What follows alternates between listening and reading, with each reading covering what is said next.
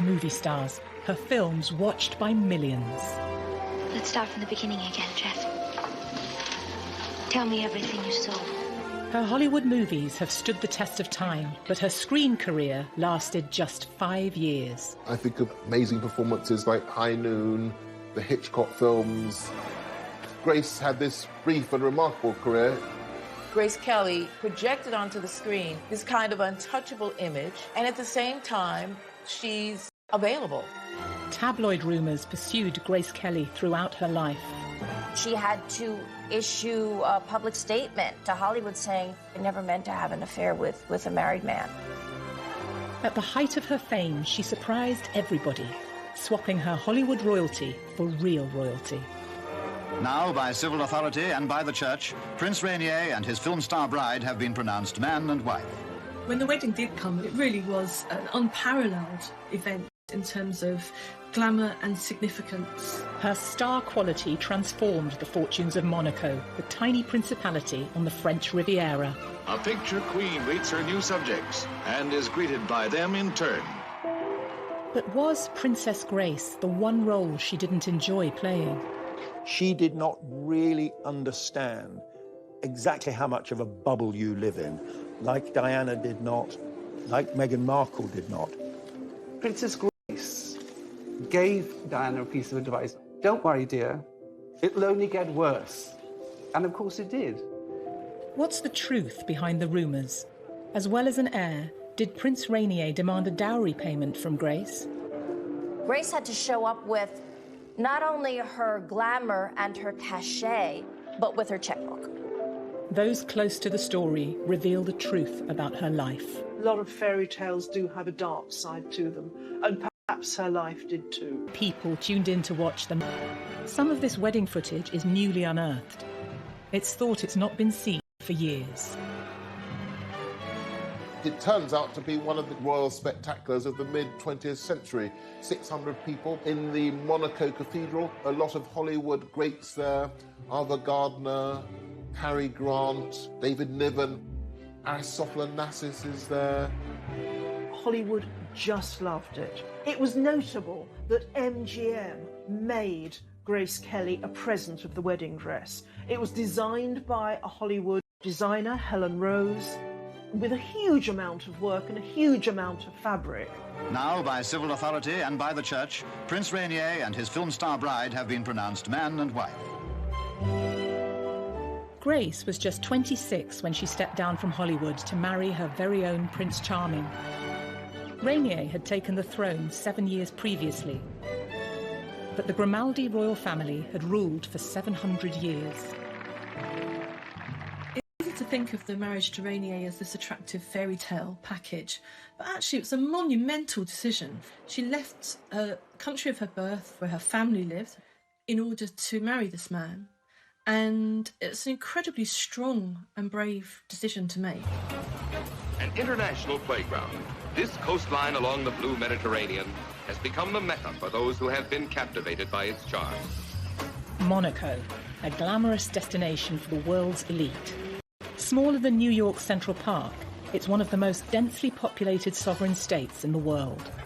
Monaco had no income tax. Its principal revenue came from Monte Carlo's famed gambling casino. The income more than covered the tiny country's needs. It nestles between the Mediterranean and France. Monaco is a country in its own right. It's defended by the French government militarily, but for that to continue, there had to be an heir from the reigning prince. There was this clause that if he didn't have an heir, then Monaco would go to the French Republic. The actress was now Her Serene Highness Princess of Monaco. But before her marriage, she'd been the Queen of Pictures and ahead of her time. We've seen with Meghan Markle how difficult it is for somebody from Hollywood to adapt to a country in Europe. But if you can imagine going back all those years to somebody who was one of the biggest names in Hollywood, moving to a tiny principality where she was the member of a royal family that literally lived in a bubble, it must have been quite extraordinary. He joins Paramount Pictures president Barney Balaban and Mrs. Balaban. Hollywood in the 1950s was in its heyday. Run by the big studios, it sold a glamorous dream as it churned out pictures for the silver screen full of beauty and style. Grace's was not the usual showbiz rags to riches story. She was from a wealthy family from Philadelphia. She'd modelled before being spotted on Broadway and landing her big break in the iconic genre-defining western, High Noon. And will the bride and groom kindly step forward? Grace Kelly was cast as the wife of Gary Cooper in High Noon. And you look on the screen, you can see she's at least 20, 25 years younger than he is. Please, Will, if you just tell me what this is all about. What Grace Kelly embodies with that Puritan look, the bonnet on her head, that kind of Quaker cleanness, is the moral compass of the town itself. Rumours of on-set romances with her sometimes married leading men became commonplace in the tabloids. Hollywood tended to cast her opposite actors twice her age.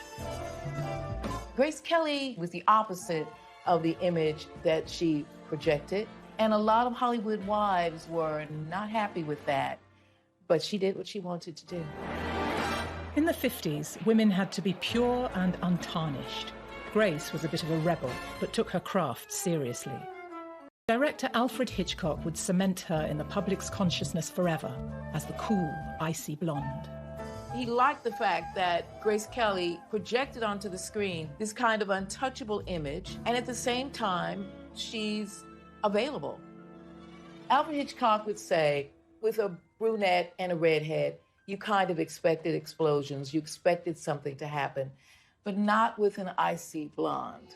They embodied suspense, which is what Hitchcock was all about. So Grace Kelly was his ideal. Hello. Hitchcock tested this theory in their first film together, the tightly wound thriller, Dial M for Murder. Hello. Grace gives an electrifying performance as an unfaithful wife who is stalked by a crook hired by her cuckolded husband. Hitchcock loved necks, and the rope around the neck was the ultimate thing, the strangulation. So in this scene, the guy throws her backwards in her negligee over the desk, strangling her on top of her. Basically, he's raping her, without doing it, to kill him. That's Hitchcock in a nutshell, and Grace knew exactly what he was doing.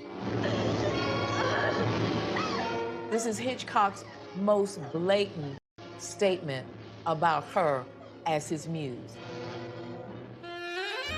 Despite her icy image and strict Catholic upbringing, the actress could happily banter away with the director. He used to try and shock her by telling bawdy jokes, and he loved how she responded. Famously, he said, "Do I shock you, Miss Kelly?" She said, "Oh no, I went to a girls' convent school, Mr. Hitchcock. I heard all those things by the time I was 13. Grace was always seen as this perfect 1950s lady. But deep down, she was a very independent and driven person. And, she wasn't afraid of having a sex life. She wasn't afraid of having affairs. She wasn't afraid of following her heart. Grace followed her heart during filming on Dial M for Murder and had an affair with her on-screen husband, Ray Milland. It put her fledgling career in jeopardy. She really messed up when she had an affair with him. She had to issue a public statement to Hollywood saying, "I never meant to have an affair with a married man." Growing up, Grace was said to have had a difficult relationship with her family. She defied her father to become an actress. He didn't see her as having any of the star quality that everybody else could see. Grace Kelly always had to prove something to her father. She was the third child of four. So it wasn't that Grace wasn't loved, but she maybe wasn't noticed. Intelligent and from a wealthy family, her background certainly drove her on to succeed. If her hard work with Hitchcock had boosted her career, her next film, the modest romance Country Girl, would be the making of it. Oh, no, not me, thank you. I'm just a girl from the country. The theater and the people in it have always been a complete mystery to me. In minimal makeup and unfashionable clothes, Grace was cast against her icy blonde type as the wife of an alcoholic singer played by Bing Crosby. When did you get these, Frank? Last night after you fell asleep. No more, Frank. It was rumoured they carried the relationship off-screen too. When we get to Boston, I'll get you some sleeping pills. Even in the country girl playing in those incredibly dowdy clothes, Grace made it look good and classy. Whether you like it or not, Frank's weak. He's a leaner. And I happen to be the one he leans on. Hollywood loves to reward actors and actresses who gain weight or lose weight for pictures or who look very dowdy and very much against their elegant image. Just 25 and one of the youngest ever Oscar winners when she lifted the coveted trophy. The Oscar was presented by rumoured former Flame, William Holden.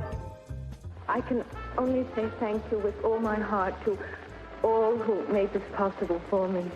After just 4 years in film, she was the toast of Hollywood. The success of The Country Girl was a pivotal moment that not only changed her professional life, but personal life too. It was through the film she met Prince Rainier of Monaco. It's a strange series of coincidences that brings Grace and Rainier together. She was asked to go to the Cannes Film Festival to promote The Country Girl, and then Parry Match wanted to do a photo shoot, so they were thinking, how can we have an interesting photo shoot? How about Hollywood royalty with actual royalty? The magazine arranged for a PR shoot with Rainier at his palace in the Principality. He'd ascended the throne in 1949, a dashing war hero. He'd seen action and was awarded the French Croix de Guerre with Bronze Star. 6 years Grace's senior, their meeting didn't get off to the best of starts.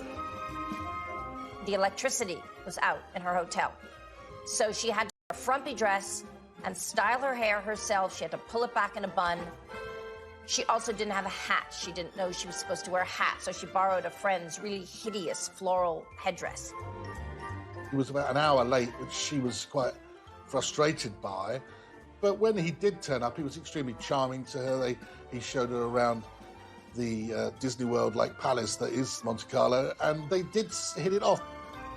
He was educated at a number of British boarding schools, so he did have that kind of cosmopolitan and, of course, English-speaking background that again may have helped.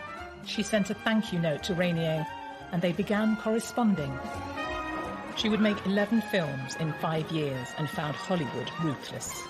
After numerous unhappy romances and an Oscar win, was she looking for an out and a new life? You know, there he was, handsome, eligible bachelor, living in the palace in the south of France, in Monaco. I think she was in love with the idea of being in love. I think she fell in love through his letters, or she fell in like through his letters. I don't know if she ever really loved him.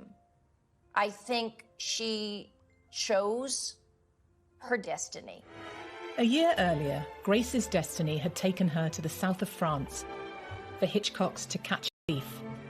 During filming, she'd fallen in love with the area, which would later shape her. Paper. I mean, it really qualifies as one of the most beautiful films ever made, I think. We have Grace Kelly playing the beautiful American heiress, Francie Stevens, who spies Cary Grant on the beach and decides that this is the man for her. The film is not regarded as one of Hitchcock's best, but it's well remembered for the sparkling interplay between Grant and Kelly. Her part in the film appeared to mirror her own life. You're here in Europe to buy a husband. The man I want doesn't have a price. Well, that eliminates me. Grace would indeed catch a husband on the French Riviera when she later married Rainier.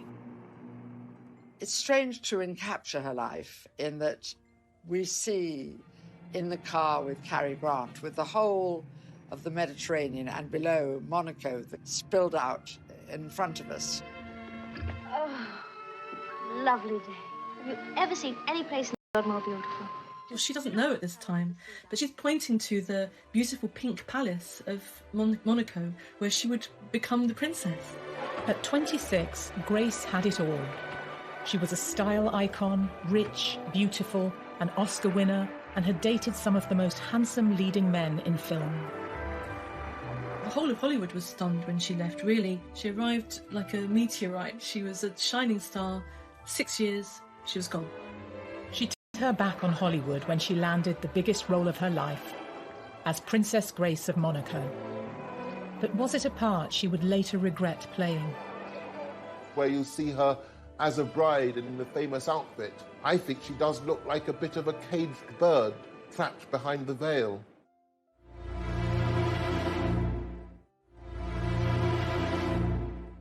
The Principality of Monaco, an independent state with its own rulers and its own laws. Monaco was already well known for attracting the jet set. An international playground, this coastline along the blue Mediterranean has become the Mecca for those who have been captivated by its charm. Its new ruler, Prince Rainier, was the only son. He'd become the direct heir on his 21st birthday. He now wanted to make his principality the ultimate paradise. Not just for millionaires, but wealthy tourists too. Cameras are not allowed to show the faces of gamblers in the casino. Greek shipping tycoon Aristotle Onassis was one of the principality's big players. It's often said that Mr. Onassis now controls Monte Carlo. Is that true? His headquarters for his ships and all that are here in Monte Carlo, but he never owned Monaco or anything like it. Is he friendly with Prince Rainier? Why, yes. It's rumoured the prince's friend hatched a plan to enhance Rainier's and the principality's fortunes. So what you really need to do is marry a movie star, and that will bring back all the glamour to Monaco. So Onassis himself created a short list of actresses for Rainier to marry. Was Grace Kelly just one of a number of candidates in the mix? Screen goddess Marilyn Monroe, one of Grace's contemporaries, was supposedly on the shortlist but turned him down. Marilyn Monroe kept referring to Prince Rainier as Prince Reindeer. Whether she did it because she was playing dumb or whether she really did not want to give up a movie career, who knows? But she kept saying, well, I don't know if I want to marry Prince Reindeer. Rainier had been in a long affair which had broken up. He found it very, very difficult to sort of meet a woman on equal terms without being harassed and speculated about. It was rumoured Prince Rainier wanted a glamorous and rich wife for another reason too. There's a law in Monaco that if the prince dies without a male heir, Monaco becomes part of France. At their first meeting in Monaco in the spring, Rainier had been charmed by the beautiful, witty and successful Grace Kelly. Around 8 months after their photo shoot, he set sail for America to meet her family. Within 3 days, he had proposed to Grace, and in that time, according to her sister, they fell very much in love. And then a press conference was told that the Prince of Monaco had chosen his princess, and his bride-to-be never looked lovelier. But behind the cameras, there was said to be a tough business deal Rainier wanted thrashed out. In line with royal custom, he allegedly wanted a large dowry. But to the American Kelly family, this seemed bizarre. Grace Kelly was expected to bring to the marriage not only her high-profile glamour, but also quite a large cash dowry, $2 million. When this was first put to Jack Kelly, her father, he said, my daughter Grace doesn't have to pay anyone to marry her. When Rainier came to visit him, he was like, hey, I'm the king of Philadelphia. You're in my kingdom now, mister. Grace was determined, despite her father's reservations. There was this sense, in a way, that this was the ultimate role. The information about the money remains unclear. Full financial details of any dowry have never been disclosed. But it's rumoured the wealthy actress may have stumped up some of the cash herself. Grace had to show up with not only her glamour and her cachet as an Oscar-winning. The people of Monaco received the news of Prince Rainier's engagement with joyful enthusiasm. After the wedding, this delightful actress will be known as Her Serene Highness, Princess of Monaco.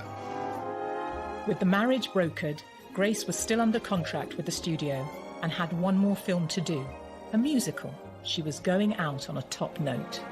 Grace's final film was High Society, by which time she was engaged to Prince Rainier, and everyone really knew that this was the last film before her wedding. In the best tradition of Hollywood musicals, High Society combines witty and energetic songs with a feel-good storyline. In an echo of Grace Kelly's true-life romance with Prince Rainier, the film revolves around Bing Crosby's attempts to win her heart. Rainier visited the set, as their own wedding was only weeks away.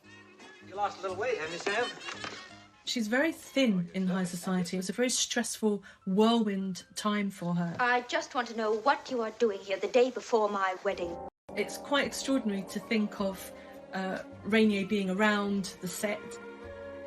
He was this world-famous prince. They were going to get married. It was all romance, and they were able to spend a bit of time together as a result, getting to know each other. Get in. Did Rainier also want to keep an eye on Grace?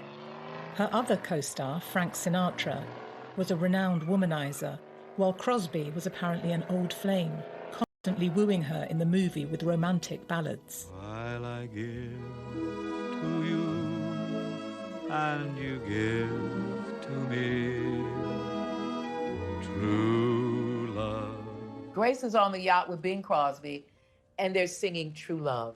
And I guess people were thinking that really is mirroring what's going on with her. And of course, it would have been wonderful fodder for the gossip columns. Miss Lord, would you please lift your chin? In a publicity coup for the studio, the actress wears Rainier's ring in the film. Hey, that's some rock you got there, Sam. Do you mind that yourself, George? It was a stunning emerald-cut diamond. It rapidly became one of the most famous engagement rings in the world. She was wearing this great gift from the man in her life while she was leaving her old world behind. Sort of couldn't write it in a fairy tale because nobody would believe it, but it did happen. But you're sensational. There's also the idea that she's kind of sending herself up a little bit in High Society. There's the number You're Sensational when Frank Sinatra serenades her. It's a very sexy number. Bronze goddess, this icy Thames Frigidaire. He can see beneath that and beyond that actually she's sensational and that she's warm and sexy and fun. 'Cause you're sensational. As Grace left Hollywood, she might have hoped she'd be back on a film set one day. But this was before women's lib, and now her career was out of her hands and in her fiancé's. You said that whether or not you continued your career after your marriage would depend on... Yes, that is the decision the prince made. Has it already been discussed, may I ask? Oh, yes. I think probably Rainier was controlling. He was older than Grace. He had come from that social background where girls were girls, decorative, and men ran everything. The marriage would be the end of her incredible award-winning career.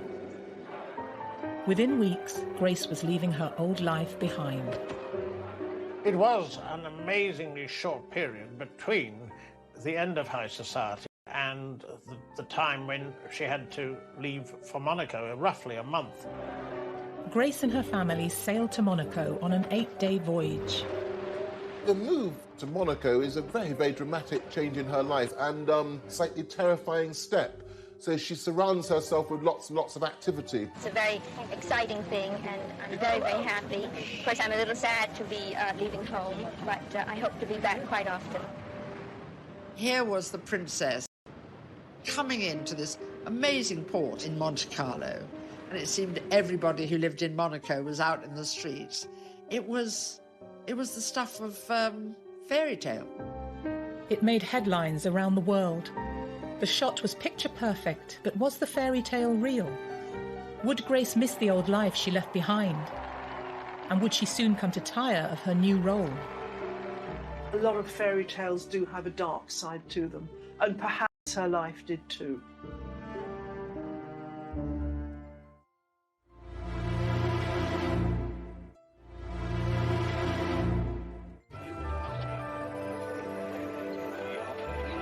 In little more than 5 years, Grace Kelly had grown from obscurity on the New York stage to being a world-famous Oscar-winning movie star. And now her life story was about to take a more romantic twist as she became a real-life princess. Joyous day of the religious wedding. It's 10:30 and the morning sun shines brightly. Grace married Prince Rainier in Monaco over the course of 2 days in April 1956 in both civil and religious ceremonies, an event now... All eyes are on her, an entrancing picture in her magnificent gown as she takes her place before the high altar.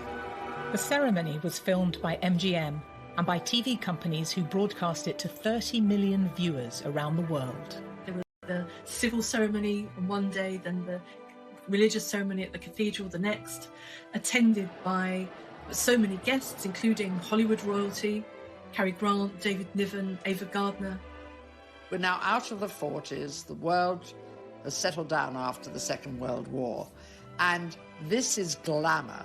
This was the stuff that, you know, dreams are made of. And I can still see that picture, black and white, of course, in my mind's eye. This was Hollywood with bells on. Couldn't have been any more exciting.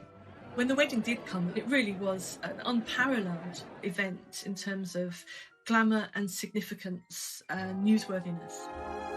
Grace's wedding dress is one of the best remembered and most elegant bridal gowns of all time. She didn't order it from a fashion house. It was a gift from her former studio, MGM, and created by Helen Rose, the chief costume designer who had worked on 2 of Grace's previous films. It's notable that MGM would make Grace a present of the wedding dress, this staggering dress involving vast amounts of fabric, vast amounts, hours and hours of work. The dress had been the subject of intense press interest. Miss Kelly, we understand that you've changed the idea about your gown already. Is that your decision or Helen Rose's at MGM? Oh, no, I don't know where you heard it. It's always been the same. And it's still the original dress that you planned. I understand it took 3 dozen seamstresses 3 weeks with an estimated cost back then of $7,200. Can you imagine how much it would cost today? It was the beginning of the iconic wedding dress that people dreamed about. Now, by civil authority and by the church, Prince Rainier and his film star bride have been pronounced man and wife. Princess Grace's wedding dress seems to have inspired bridal fashions for more than 6 decades. Many royal watchers believe that it influenced the design of Kate Middleton's wedding dress in 2011 for her marriage to Prince William. I was reporting for Catherine's wedding, the Duchess of Cambridge's dress, and as soon as I saw it, I thought, Princess Grace. I can see the similarity. I can see slightly the high collar, lots of lace, I'm sure with Catherine. You know, it's a very tight bond with your designer. So I wouldn't be surprised if she references Grace Kelly's dress. Wouldn't be surprised at all. Didn't possess. She wore this little sort of Juliet cap, beautifully embroidered and decorated, which again allowed a sight of that very beautiful face. Grace and Rainier had invited many VIP guests, such as the Aga Khan of India and the Greek shipping magnate Aristotle Onassis, who first came up with the idea of Rainier marrying a Hollywood star to raise the profile of Monaco. But the restrained European monarchs of the 1950s stayed away. It's said that Queen Elizabeth II in England said, no, I'm not going, far too many celebrities, far too many Hollywood types. Maybe they were slightly sniffy, and in fact later Grace became very, very friendly with the British royal family. But certainly they didn't seem to be rushing to Monaco. Yes, indeed, it certainly was a great day in the long history of the Principality. A great day for the loyal people of Monaco.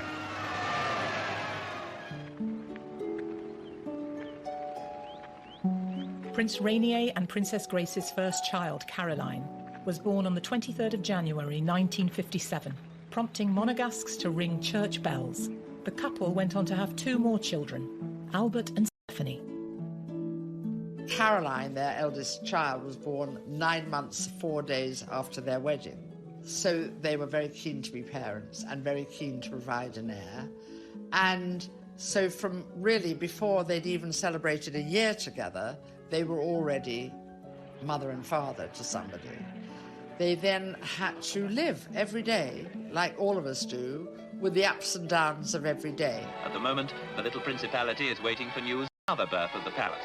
News which will be proclaimed by a gun salute. 21 for a girl, 101 for a boy. Grace had been an ambitious film star, but as a commoner who married into a royal family, she found herself working hard to fit into her new role, even hiring a private French tutor. She would have had to learn the accent. She would have had to have learned the ways people speak, how they eat, what they did on Sundays, because it's a very conservative Catholic country. She would have been called Her Serene Highness, and she would have had to be serene. So all of that must have taken a toll on her. Whatever the stresses of her new royal life, Princess Grace continued to be a role model for generations to come. She became a style icon perhaps because her own personal style, her figure, those very beautifully cut suits, the dresses with the narrow waist and the huge flaring skirt. When I was growing up in the 60s, there were two paper dolls. These were the ideals. You were meant to be a mom, that was your duty, but you never were supposed to gain weight. You were supposed to make it all look flawless and beautiful. And that's what we were meant to grow up to be. Perhaps the most enduring fashion statement associated with Princess Grace is the Hermès bag that was named in her honour. When you saw Grace Kelly travelling, apart from the luggage, she always had with her an Hermès handbag. Some would say to hide perhaps her pregnancy from the public, but it was always there, and it's quite a significant look. It became so popular that Hermès turned around and called it the Kelly bag, which today it costs a fortune. She liked dark brown and navy and crocodile, which is a little controversial. On their engagement, Grace and Rainier had announced that she would stop making films after the wedding. But rumours circulated of tensions in the marriage, that Rainier banned Grace's films from being shown in Monaco and tried to buy up all the copies. As with so much about Grace and Rainier, there's rumours that Rainier banned the films, but I'm not sure that that's convincingly the case, because the films were out there. I mean, she made some of the greatest films in movie history. It's like it's great in a story that somebody's made up third hand. The idea that he's going to ban Mogambo or To Catch a Thief or whatever is sort of ridiculous. It seems that she hadn't quite realised how completely she would have to give up her career. Because it wasn't that long into the marriage that Alfred Hitchcock came calling with a very, very spectacular role. In 1962, Alfred Hitchcock offered Grace the chance to make a fourth film together. The title character, Marnie, would have been her greatest acting challenge yet. But when news broke of her casting, it caused an outcry. The Monegasques didn't want their beloved princess in a Hollywood film. They certainly wouldn't have, I suspect, if they'd known that there was a rape scene in the film. Despite the controversial script, Rainier was apparently relaxed about his wife taking part. But Grace was forced to withdraw after suffering a miscarriage, the second since the birth of their son Albert in 1958. She wrote to her friend saying that it was a catastrophe and she was very, very shaken. She also then wrote to Hitch and said, "I'm terribly sorry, I can't do the film." He said, "It's only a movie, I entirely understand why." Alfred Hitchcock eventually cast Tippi Hedren in Grace's role. The devout Monegasques might have found the trauma. Sean Connery rapes Tippi Hedren in this film. It's in a marriage, and in those days, that rape didn't exist legally in marriage. But that's what happens. Of course, we can't see it, but it's implied.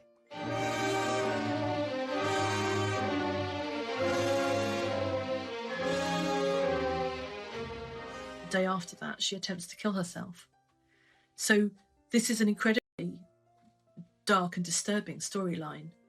It's very hard to see Princess of Monaco playing that role. I'm sure Rainier didn't want Grace to take part in that. Biographers later contradicted the rumours that Rainier had effectively killed off Grace's acting career. I think it was a great source of sadness to Grace that she wasn't able to play Marnie. And I think that she then had to accept, really, that she wasn't going to go back to Hollywood and make Hollywood films again. Gossip was rife about Rainier's controlling nature, and the rumours about their relationship continued in the years ahead. There were rumors of various, what they used to call toy boys, and she had a flat in Paris, and there were all kinds of stuff about affairs and all of this. She was a good person, and she didn't hurt anybody.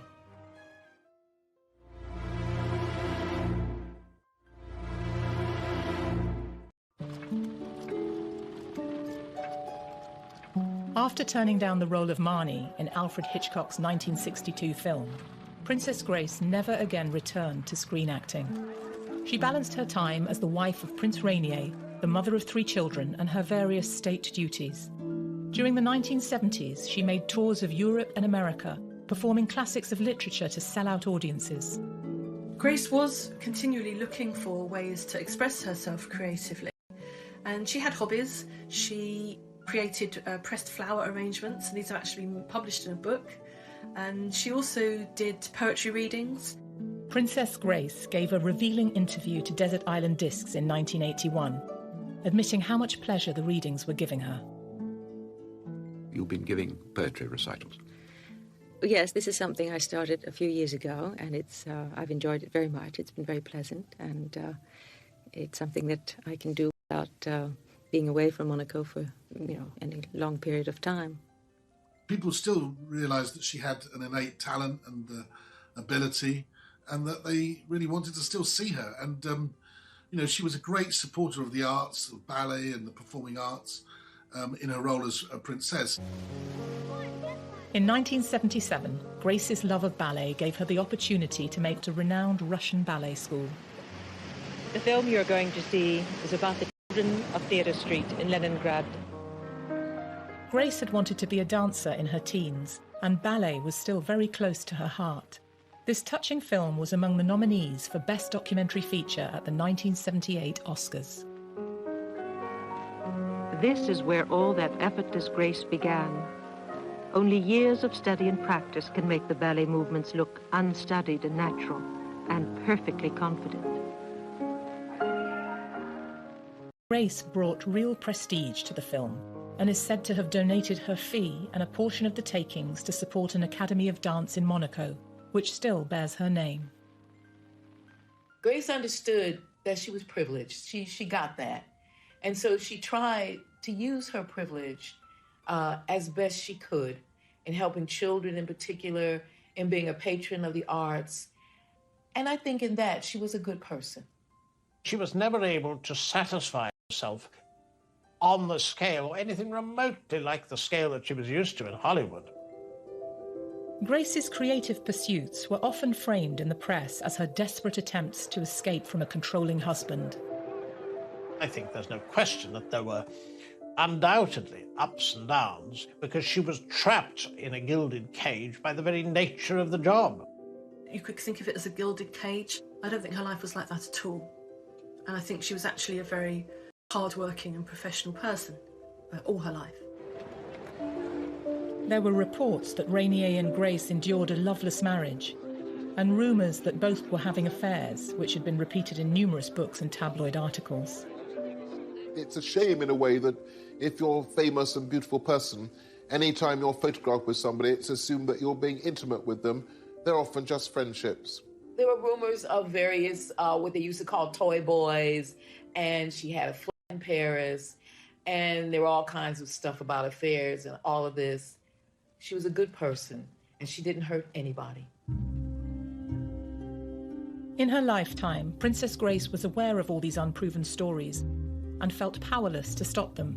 She understood that public figures are subject to press speculation, but sometimes she pointed out the excesses of tabloid invention, as in this frank interview from 1982. If you believe some of the things, I would have had at least 52 babies by now. For many years I was always expecting a baby, according to the press, or that my husband and I are constantly being divorced, which also is not the case. To put words in our mouths that are not true, or to quote us on things that we have never said, then I resent that. And unfortunately, there's very... It's thought that in the contract Grace signed with Rainier in 1956, she agreed that if their marriage should ever end, it would result in her losing access to their children. Divorce was an impossibility, because if she had divorced, the children would stay with her husband, that she wouldn't even necessarily have access to them, because they would be regarded as part of the Monaco's royal establishment. After a lifetime of facing down colourful tabloid stories, Princess Grace was a veteran of handling the press. In 1981, she read poetry at a gala event in London in front of Prince Charles and Lady Diana Spencer. The charity concert at £50 ticket was in aid of the Royal Opera House, and one of the performers was Princess Grace of Monaco. She, of course, is very experienced at this sort of occasion. She also knows how to give a helping hand to a newcomer. This was Diana's first public event since her engagement, before the intimidating glare of paparazzi cameras. David Emanuel designed the dress she wore that night. I think it was possibly at that stage a bit too much for Diana, and Princess Grace gave Diana a piece of advice, and apparently, I quote, "Don't worry, dear, it'll only get worse." And of course it did. I think that Grace was a very maternal person. Her eldest daughter, Caroline, was close in age to Diana herself. Grace is still an actor, so she would have known intuition and instinctively what Diana needed to hear. Because Diana made some comment about the attention. It's really quite a moving set of footage to see this woman who knows exactly what's ahead of Diana, to meet her at this stage when Diana really has no idea what's ahead of her. She made the news, and when she didn't make the news, in her mind, the news was made up about her. She did not really understand exactly how much of a bubble you live in, like Diana did not, like Meghan Markle did not. Away from the rumours about her unhappy marriage, Princess Grace was also said to have faced health issues during her later years, especially migraines, possibly connected to her lifelong issue of poor eyesight. She also had a minor car crash. She had been involved in an accident driving a black London taxicab, which was owned by the royal family in Monaco. It wasn't a major accident. She hit another car. But that led to the theory that she was never comfortable behind the wheel of a car. Later, tabloids like the National Enquirer would go much further. In its famously salacious style, the paper claimed that before her death, Grace was trapped in a nightmare world of tranquilizers, depression and loneliness. But also have been a sign of other health issues. She was in her early 50s, perhaps the time of the menopause. There were stories that she was lonely. There were stories that she was depressed. I think trying to keep 3 kids in order and trying to make sure they're happy and they're not doing things they shouldn't do, it's going to be hard. Perhaps the most surprising story of all was that Grace allegedly joined a cult, the Order of the Solar Temple, which had branches all over Europe and Canada. They filmed their rituals in grainy, poor-quality videos. Filmmaker David Cohen dug deep into the story of Grace's involvement. Grace Kelly had gotten mixed up with an order that was into all kinds of criminality under the disguise of spiritual wisdom. When we first got this story, allegation, we were, of course, skeptical. In exchange for the promise of enlightenment, devotees were expected to hand over substantial membership fees. The cult was run by Luc Jouret, a doctor, and Joseph Dimambro, a businessman convicted of fraud. In their hands, the order had become a front for money laundering and arms dealing. We traced the abbey where Grace was inducted into the order in a ceremony.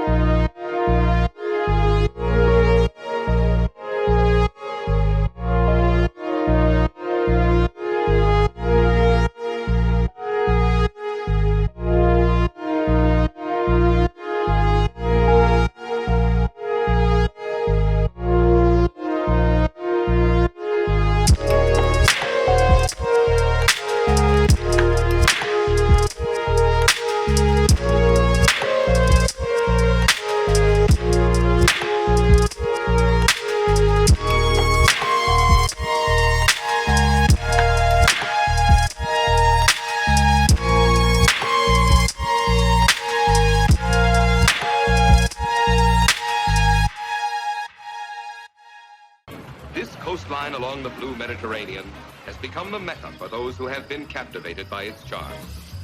Monaco, a glamorous destination for the world's elite. Smaller than New York's Central Park, it's one of the most densely populated sovereign states in the world. Monaco had no income tax. Its principal revenue came from Monte Carlo's famed gambling casino. The income more than covered the tiny country's needs. It nestles between the Mediterranean and France. Monaco is a country in its own right. It's defended by the French government militarily, but for that to continue, there had to be an heir from the reigning prince. There was this clause that if he didn't have an heir, then Monaco would go to the French Republic. The actress was now Her Serene Highness Princess of Monaco. But before her marriage, she'd been the Queen of Pictures and ahead of her time. We've seen with Meghan Markle how difficult it is for somebody from Hollywood to adapt to a country in Europe. But if you can imagine going back all those years to